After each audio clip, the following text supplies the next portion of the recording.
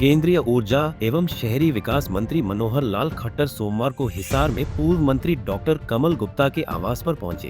कुछ दिन पहले डॉक्टर गुप्ता के घर में भीषण आग लग गई थी। खट्टर ने इस हादसे के बाद कमल गुप्ता और उनके परिवार से मुलाकात कर उनका हालचाल जाना और सांत्वना दी।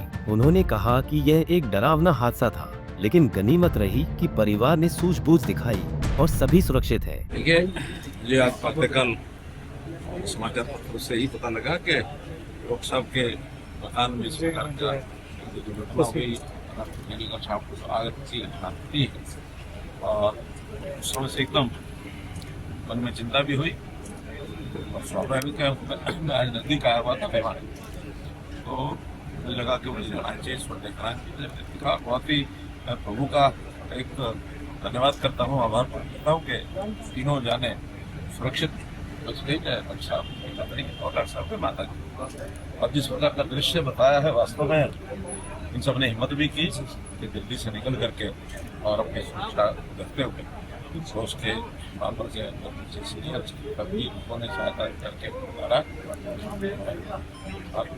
घटना ही है, इसको किसी को दोष नहीं दिया जा सकता। ऐसे दुर्घटना कहीं भी घट सकती है, इसको दुर्घटना समझ करके और एक पूरा सपन समझ करके पहुंचना ही अच्छा रहता है। मैं कामना करता हूँ कि डॉक्टर साहब उनका परिवार सुरक्षित रहे।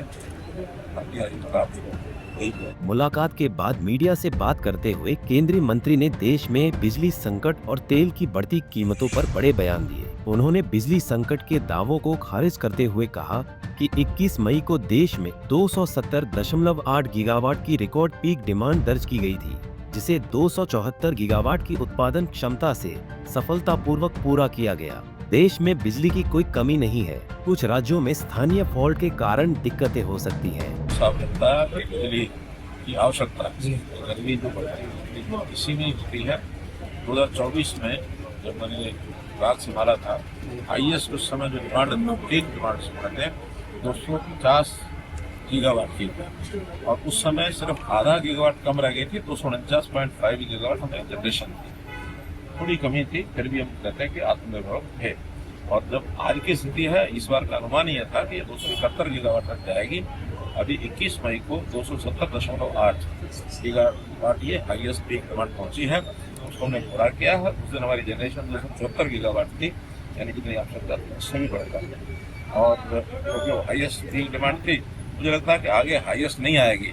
ये ठीक है कि उत्तर भारत में गर्मी अभी कम नहीं हो रही है, लेकिन जो कमी आ रही है वो दक्षिण भारत में मानसून आ गया, वर्षा होने लगी कुछ कुछ जगह पर, इसलिए ओवरऑल देश की जनरेशन यानी डिमांड जो है वो कम हो रही है, लेकिन जनरेशन हमारे पास इतनी है।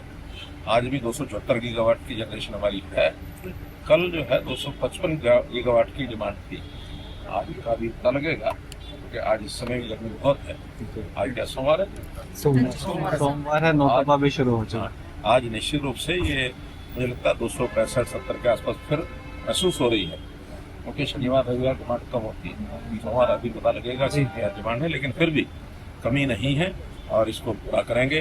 कहीं छोटी मोटी कमी आती है तो स्टेट के मैनेजमेंट में अपनी कमी हो सकती है, क्योंकि स्टेट के पास भी एक सीमा होती है अपने पावर की, पावर उनको खरीदनी पड़ती है, पीपीए करने पड़ते हैं। जिन स्टेट में अचानक वृद्धि होती है वहाँ उनको बस अरेंज करना पड़ता है। कहीं कहीं थोड़ी बहुत कमी रहती है, वो अपना कोई कट लगाना होगा या कहीं बारी बदलनी होगी, रेशनिंग करनी होगी, वो उस अपना उपयोग करते हैं। लेकिन एक दिनों की बात होती है, एक दिन 2 दिन 4 दिन मौसम जैसे ही बदलेगा तो सब। सर, विपक्ष जो है लगातार महंगाई और पेट्रोल पर जो है प्रदर्शन करता जा रहा है, जिस तरह से जो है रेट बढ़ते जा रहे हैं। पिछले 10 दिन में चौथी बार आज जो अनाउंस हुआ है पेट्रोल। देशभक्त आदमी देश के हिसाब से पहले सोचता, वो अच्छी बातें कहने से बचता है। उनको ये पता नहीं है कि ये जो समस्या आई है इसका कारण हमारी सरकार, हमारा देश नहीं है।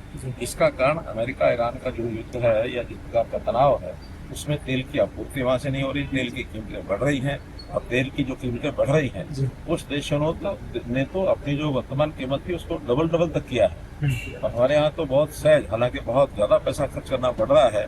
वहीं अंतर्राष्ट्रीय बाजार में तेल की बढ़ती कीमतों पर बोलते हुए मनोहर लाल खट्टर ने कहा कि अमेरिका ईरान तनाव और वैश्विक परिस्थितियों के कारण कच्चे तेल के दाम बढ़े हैं। उन्होंने भरोसा दिलाया कि भारत सरकार जनता पर ज्यादा बोझ न पड़े, इसके लिए कीमतों में बेहद सीमित बढ़ोतरी कर रही है। हिसार से विनोद सैनी, पंजाब केसरी टीवी।